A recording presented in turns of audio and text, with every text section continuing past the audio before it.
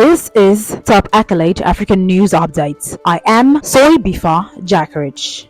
Ghana's state-owned electricity company has announced a 3-week interruption in power supply due to a reduction in gas supply from Nigeria. The West African country has for several years been experiencing power shortages, popularly known as dumsor, which means on and off in the Akan language. Power demand has steadily increased over the past 2 decades, partly due to rapid urbanization and population growth. The gas reduction, which began on Wednesday, is attributed to maintenance works being conducted by a gas supplier in Nigeria. The maintenance has caused a reduction in power generation capacity across Ghana. This prompted the need for load shedding to manage electricity distribution efficiency, the Electricity Company of Ghana (ECG) said late on Thursday. This reduction in gas supply is due to maintenance works being undertaken by a gas supplier in Nigeria and is projected to last 3 weeks. It added, the West African Gas Pipeline Company Limited said it was experiencing a drop in gas volumes available for transportation after one of its producers in Nigeria shut down its facility for maintenance. This resulted in a decrease of gas available for WAPCO to transport to customers in Togo, Benin, and Ghana.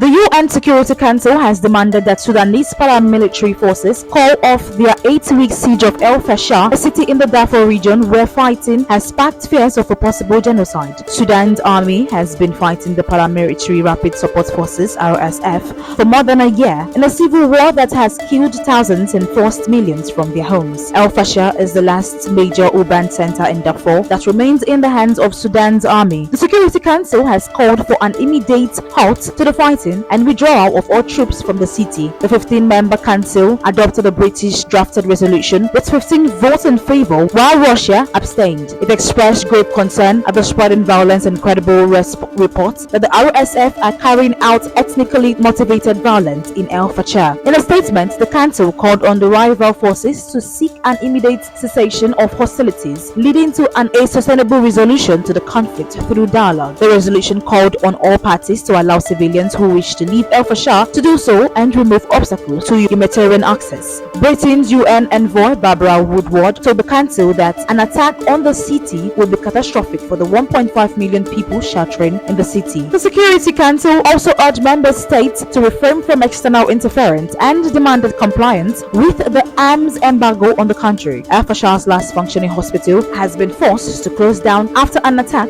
on the facility.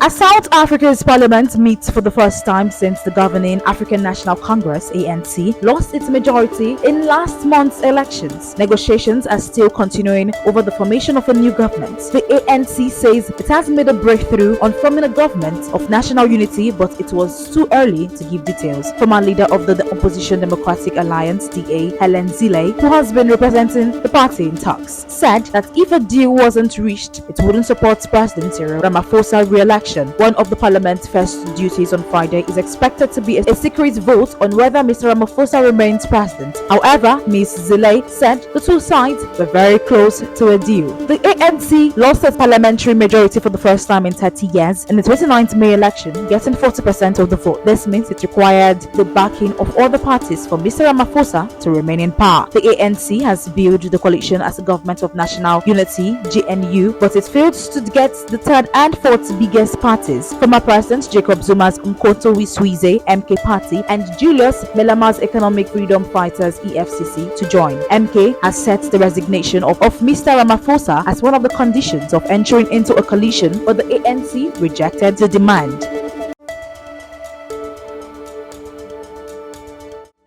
A senior Kenyan police officer has been shot dead after he opened fire at a magistrate in court in the capital, Nairobi. The chief inspector opened fire on Makadara Principal Magistrate Monica Kivuti shortly after she made a ruling in a case reportedly involving his wife. The officer is said to have been angered by the court's decision to cancel her bail after she had absconded. The officer, identified as Samson Kipsheshe Kiproto, who is in charge of a police station in Londiana in western Kenya, then pulled out a gun and shot the magistrate, injuring her. Other officers in court responded immediately, with one of them shooting the offending policeman and killing him. In the process, 3 other officers were injured. A police report said the magistrate and the injured officers are being treated in hospital. The judiciary said the magistrate had cancelled the bond for an accused person who had jumped bond and had failed to offer satisfactory explanations for jumping bond. It noted initial reports that indicated that the shooter is a police officer who is married to the suspects. The National Police Service said the officer was in the cuts for unknown reasons. Investigations are continuing to establish the circumstances that led to the shooting, it said. The incident inside the courtroom has come as a shock to Kenyans. The police